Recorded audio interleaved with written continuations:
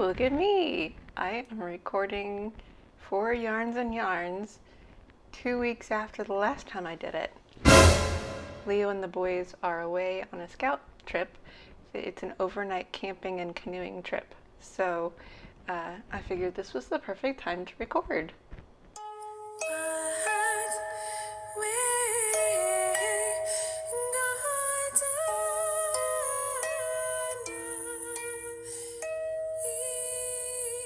Hi there! Welcome to episode 14 of Yarns and Yarns. My name is Shay McIntosh Ford. I live in Tulsa, Oklahoma with my husband, my 2 boys, and our spoiled little puppy. This is a show about yarns as in fibers and yarns as in stories. You can find me on Instagram, Facebook, Ravelry, although I'm not really very active on there. I'm also on NaNoWriMo as Shay McIntosh Ford, but again, I'm not very active on there unless it happens to be November and I'm participating in the NaNoWriMo for the year. I might just do that this year because, well, I'll get into that during the story section. All of the patterns, yarns, books, anything that I can link to, I will put that down below. I've been wanting to get this show under 30 minutes, but every time I go for too long, it ends up being way too long because I have too much to show. So hopefully this time it'll be short. I actually don't have any FOs because it's only been 2 weeks, but I had forgotten to mention a work in progress last time. I said that I hadn't made any progress on it, but that was a lie. Well, I guess not a lie, I just forgot. This is my quite wrinkled hooded mantle, and I said that I hadn't made any progress on it, but I have. Well, I have it tied here. It's on a waste yarn because I needed the cable to make hubby's sweater. That's why I had forgotten, because I got going on his sweater and just forgot that I hadn't shown you guys this since the last time I worked on it. But the last time you saw it, I had just started a few rows. I had picked up stitches here on the bottom of the hood and just done a few rows, but since then, before I started hubby's sweater, this is how much I got done. And I'm just a couple rows shy, I think, because I had to do some extra increases here. So I'm a couple rows shy of doing more of this Celtic knotwork. And I still haven't decided if I'm just going to do this again or do a different style of Celtic knotwork. I love Celtic knotwork, and you're going to see that again later on in this show. This pattern is a paid-for pattern by Anne Des Moines. I am making this for the Renaissance Fair because it matches my Renaissance dress. I decided not to bother trying to play for the fair this year because I can't handle very much right now. Like, I could probably sit and play all day, but I don't think that I could handle the moving of my harp. It's a 40-pound harp, and I have an amp that's about 30 pounds when it's in the bag. You know, and all my gear, I don't have the strength to do that right now. I used to. I could do 4 gigs back to back and be perfectly fine, but this lymphocytic colitis does not let me do that. I'm still going to finish this. It probably won't be until next year. But the nice thing is that I have now gone through a May here in Tulsa, and it is not too hot, so this should be fine. I might even make this again out of a real wool. I will not be able to finish this by the time I I'm going to go to the Renaissance Fair as a guest this year, and I'm not going to finish this in time. And I'm not sure that I'm going to even dress up this year. It's a heavy dress. So the yarn I'm using for the green, it's Loops and Threads Soft and Shiny, and it's in the Parsley colorway. And it's just a simple acrylic. The yellow, I'm not going to pull the ball out, it's just this little bit of yellow, and I haven't even done any more yellow on here. It's Caron Simply Soft in the Sunshine colorway. The needle I'm using, US size 8, which is a 5mm needle, and I am using the Chow Goose Twist, the interchangeable needles. But like I said, I needed the cord for hubby's sweater, so it's sort of... So this is hibernating right now. Speaking of hubby's sweater, I'm making a little progress on it. This is where I was the last time you saw it. So I've gotten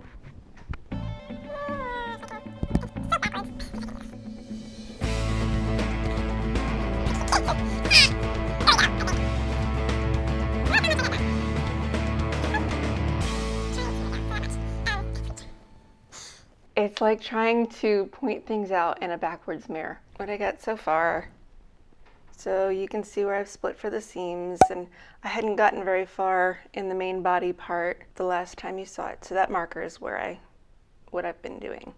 And that's how much I got done in the last 2 weeks. This is a free pattern by Drops Design called Lagoon. I am using US size 7, which is a 4.5 millimeters needle. And again, this is the Chalgoose twist. I don't have a problem with the needle coming loose from the twist.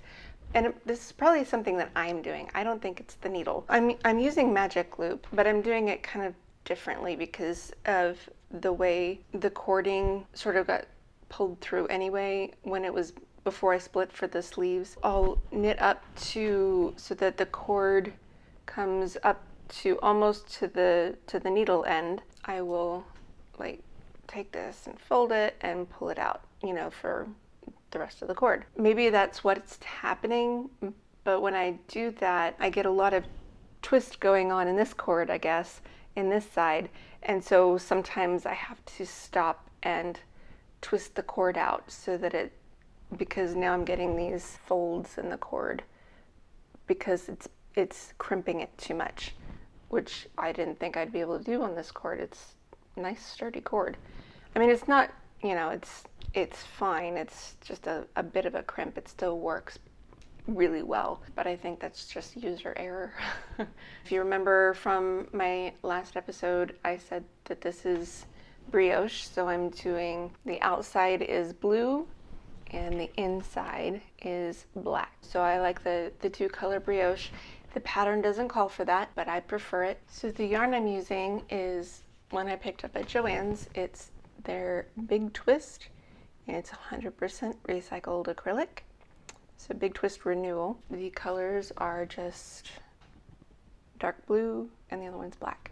It's just acrylic because hubby is a very busy man and he will just toss the sweater in the wash. I guarantee it. So I did not want to use wool and risk it felting. My next work in progress is kind of a messy one. I'm going to make this again out of better stuff. It's my Craftivist hat. So on this side it's Black Lives Matter, and on this one it's #StopAsianHate, and on the band is Stand in the Gap on both sides. And I will link the meaning behind Stand in the Gap. I will link that below. I say it's messy because I'm not really impressed with this yarn. I've done color work before and I didn't think I was this bad at it, but I guess I am. But I know that I'm probably not doing it quite right, but I think part of it is the yarn I chose. You see all the little black dots here, but the biggest thing is I think it's the yarns. I was getting, ladders up the side, and I kind of expected that with the color work, but I'm even getting some laddering when it's just the white. So even when I was finished with the color work, I'm still having trouble with laddering. So I really do think it's the yarn. I think I'm trying to make it do what it's not meant for. The yarn I'm using is Loops and Threads. It's wool-like, which is why I thought it would be okay, because you can do color work with wool. This is wool-like, so it's an acrylic nylon blend. 85% acrylic and 15% nylon. And it's just simple colors. This is black, the other one's white. I'm still gonna finish the hat and I will wear it. It's just a little on the messy side. I am going to finish this hat in the style of the Amina Hat by Mirella. I think I'm pronouncing that right. It's actually a free pattern, which I'll link below. I like the gathered look along the top of the hat. What I have to do basically is just knit this for 23 centimeters and then just knit 2 together every round to get the gather. So that's what I'm going to do for the top. For the needles, and I forgot to write this down, I am using Chalgoo's red lace, and these are US size 2.75 millimeters needles. So not interchangeable. These are sort of my go-to needles for my sock head hats. So for my next work in progress, I just went through the whole thing and realized that I forgot to hit record. So here's take 2. My next work in progress is not made of yarn, but hopefully it will make yarn. I tried to build the PVC pipe spinning wheel, but the instructions are really confusing. They're not very well written. Like, the parts required list has the wrong amounts of things. So it was a little frustrating, and the instructions are just not clear. I will work on it, but I'm getting impatient. I want to be able to spin yarn now. So I am making the Dodeck spinning wheel. It's a spindle wheel. So it's sort of a cross between there's a spindle wheel where you draw with one hand and you spin with your other hand. This one you can still use your foot, so it makes it a little easier. And this is actually free. It's a free pattern of free instructions. I'll link below. It's a lot simpler. I read through the directions and it makes a lot more sense than the PVC pipe wheel. Here is my base for it. Eventually the treadle is going to go right here. I'm going to put a hinge here and it's going to treadle there. This is the hole for the spine. This is my second attempt at the base. Leo cut a bunch of the pieces out for me before he left, and I messed it up because I tried to cut some of it and I didn't cut it right on the line, and it wasn't fitting together. The other thing I did wrong was when I put the front piece in, I nailed it on the back side and the nail came through, and then I couldn't get the spine in. Before you nail the pieces on here, you glue them down, and I used Gorilla Glue, and I just didn't feel like fussing with trying to take it apart and putting it back together again.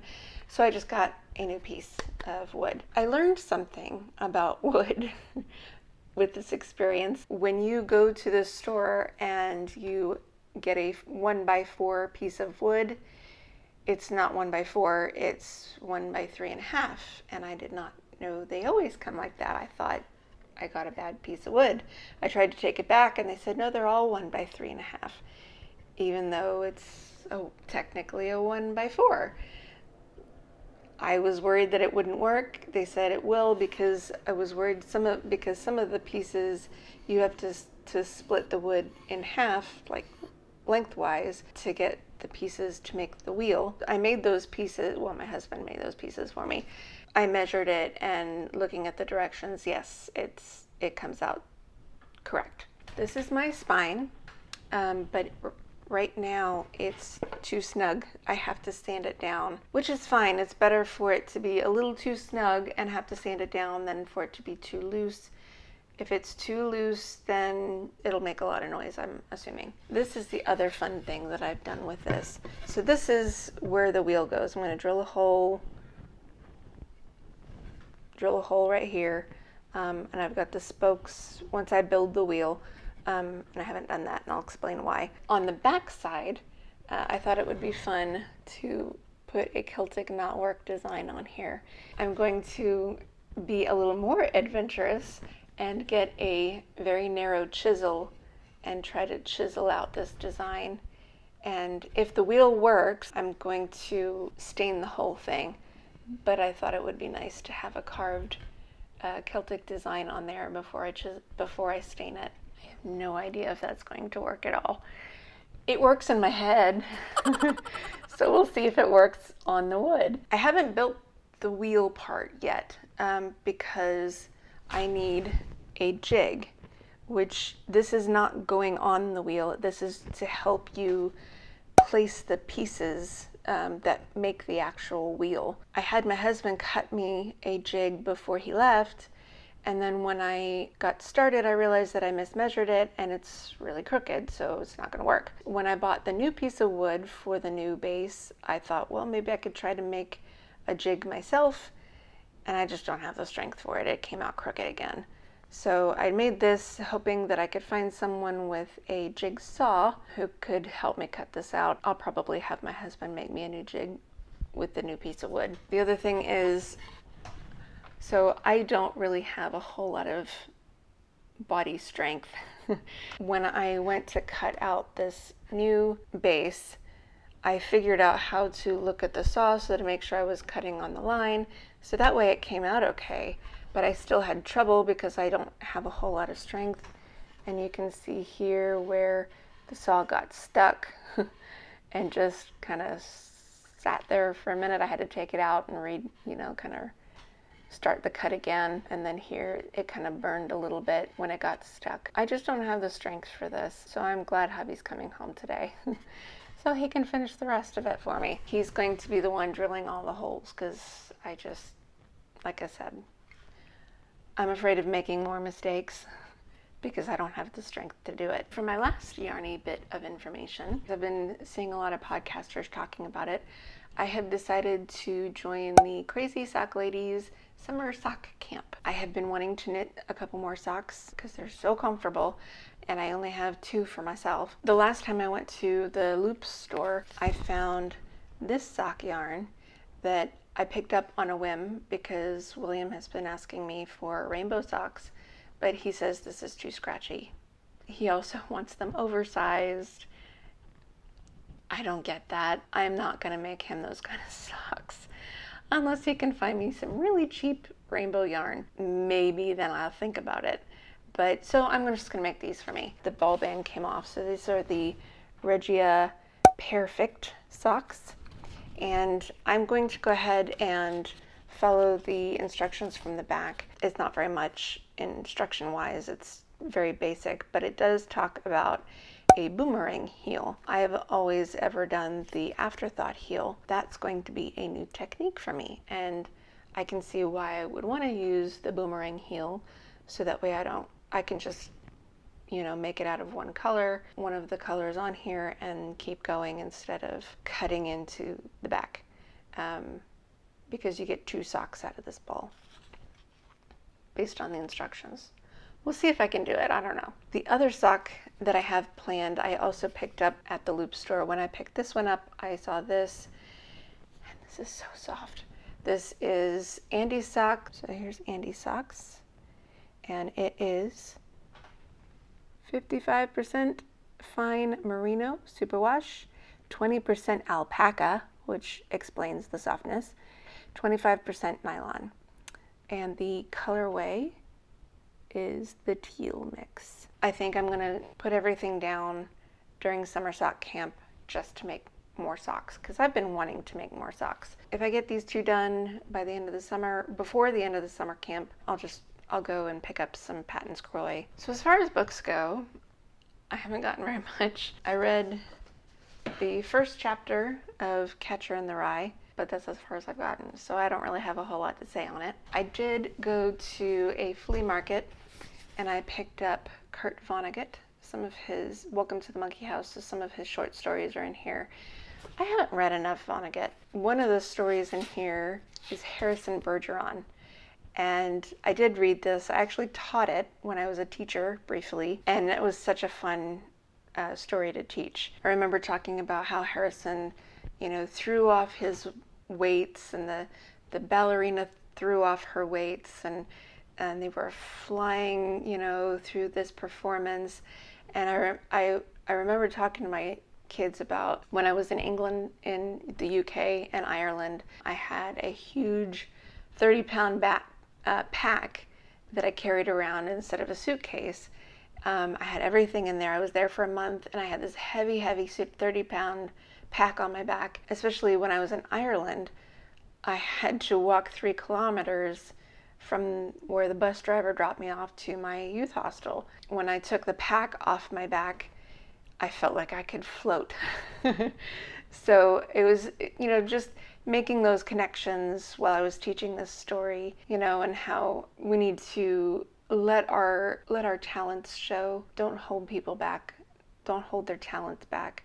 And it doesn't matter who they are. It doesn't matter where they come from. It doesn't matter the color of their skin, the shape of their eyes. If they have a talent, let it show, let it shine, because that's what makes the world better. And that's why I loved that Harrison Bergeron story.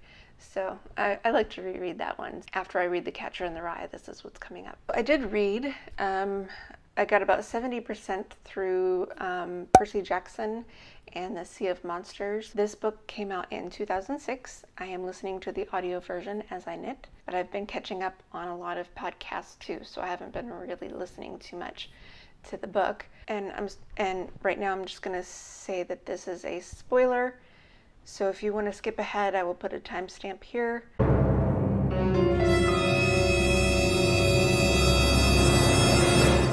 But I was really confused. Well, not really confused. I was just a little disappointed because, Clarice is the one who's manning this steamship with the Confederate soldiers. And when it blows up, they're worried about Tyson. And nothing happens to, there's no mention of Clarice after the ship blows up. Like, what happened to her? I mean, I know she wasn't their best friend, but she was kind of a big character for the story. Where did she go? Are they concerned about her? Are they thinking maybe she's going to show up later? I mean, there's no mention whatsoever about what happens to Clarice. I'm only 70% through. Maybe she does show up at the end, but yeah, I was a little surprised about that. Other than that, I am enjoying the read. I would recommend it anyway. For my last book information, I have decided, because like I said, I don't have the strength to do harp gigs. I had sort of abandoned my writing to focus on music because it's a lot easier to make money, doing gigs here and there than trying to write and publish more books. But I can't do gigs with any comfort or any sense of consistency. I'm afraid to commit. Maybe I'll have a flare and won't be able to do it. Maybe the stress will put me into a flare. I have decided that in the fall, when the boys go back to school, I'm going to focus full time on my writing again. I have 2 books in the works that are very promising books, and one especially is the one that, if you remember from my early episodes, I placed 3rd at a writers' conference in Colorado Springs for historical fiction. I only needed the first 10 pages in order to enter, and it placed 3rd. And so, I know it's a good book. I just got to get it finished. It is mostly done. I have maybe a 1/4 of the book left to write. So pretty much the ending. So I'm going to get it done. I'm going to follow the NaNoWriMo principles, even though it won't be NaNoWriMo when I get going. The other book that I want to write is a World War I book. I started it during NaNoWriMo a couple years ago. Couldn't finish because my mom came to visit and I just didn't have the time. But I think I'm going to wait on that one until after this next NaNoWriMo. I think I have a book idea for that one. Yeah, I got lots of book ideas. So I have the ideas, I just need to write them all down. It's really hard to sell books right now because everyone is self-publishing and it's really hard to get noticed as a writer. For life stuff, the only thing really going on is dealing with stress from trying to keep the boys off the video games. They just finished their first week of summer break and all they want to do is play video games. So we're limiting it to 2 hours a day. If they want more time, they have to do chores, mow the lawn, sweep the house, that sort of thing. I can get William to mow the lawn, but I can't get Charlie to sweep the house or pull weeds. That they don't want to do any of that. So, okay, then play a board game. But the stress of the conflict there is causing me to have some flare-ups with some intense pain and all that fun stuff that comes with lymphocytic colitis. One fun thing is that Charlie has rediscovered the Rubik's Cubes while trying to stay off the video games. I had forgotten about them. It's been about a year since I've solved them. These two I can do. I had to kind of look at some of the directions, but I can resolve these. I have a 5x5 as well. I found out that solving the cubes is a really nice distraction when I'm in pain. The puzzle kind of takes my mind off how badly I'm hurting. I actually had these with me when I was in isolation, so I would solve these a few times a day, all four of them. I have a 3x3, 3x3, 4x4, a 5x5, and the gear ball. And we actually also have a 2x2, but this can work as a 2x2, so I didn't take that with me. But if you want, I will mix this up if you care to watch me solve a Rubik's Cube. And there goes my weekly screen report notification. So let's see, is this mixed up pretty well? Let's see, get some extra twists on there. So I'm going to go ahead and solve, and I will speed this up and stop in between times so that I can show you what I've been solving.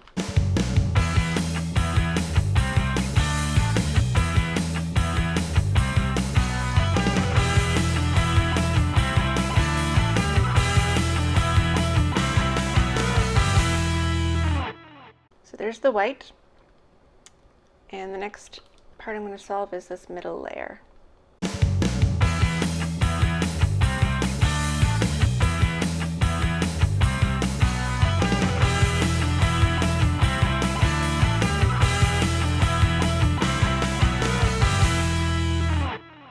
Alright, so there's the middle layer done, and now for the top layer.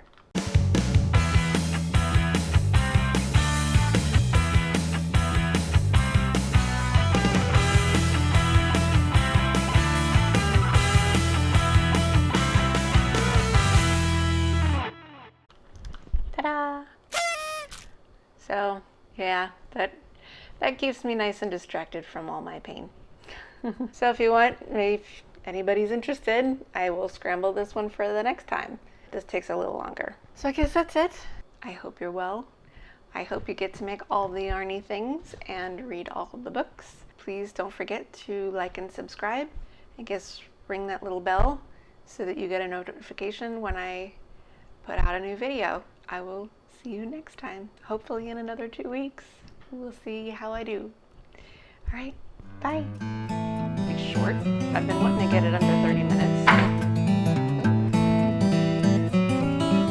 You okay, puppy? Can you come up and say hi?